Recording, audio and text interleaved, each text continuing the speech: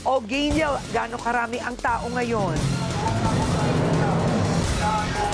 Nako, Karen, marami pa rin mga pamilya ang dumadayo sa mga pasyalan dito sa Tagaytay. Bukod sa malamig ang klima, isa rin ito sa pinakamagandang lugar para mag-bonding at picnic ang mga pamilya.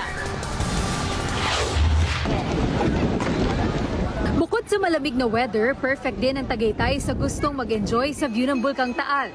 Kahit na ilang beses nag-alboroto sa taong 2024, sinasabing iba pa rin ang feels pag nakikita ang scenery ng bulkan habang nagre-relax kasama ang pamilya.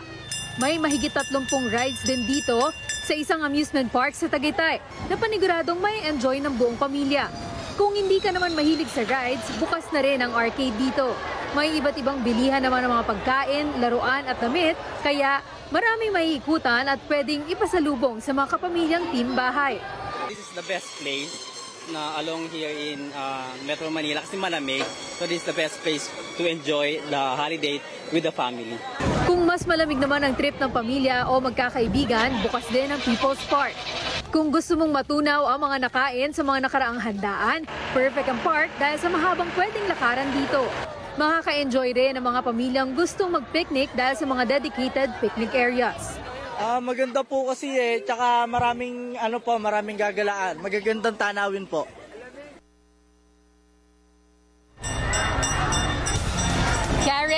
Karen, as usual, dahil holiday nga, ay talaga namang mahirap at traffic paakyat dito sa may Tagaytay. Ako na lang nagaling ng Kawit Cavite, inabot ako ng almost 2 hours para lang makarating dito sa Tagaytay. At kung makikita nyo nga sa aking likuran, nakikita nyo may mga pamilya pa nandyan sa likod. Yan lang naman yung mga pamilya na mga bumibili ng tickets ngayon dahil hanggang 12 a.m. pa po bukas ang amusement park na ito.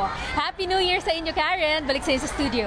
Gaynel, matanong ko lang, nagpunta ako kasi dyan banda kaninang umaga. Umuulan.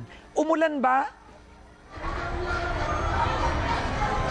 Ngayon, Karen, medyo nawala na pero kanina umaambon. Kahit doon sa may People's Park, umaambon din. Pero ngayon, dito, medyo okay na. Malamig na lang yung simoy ng hangin.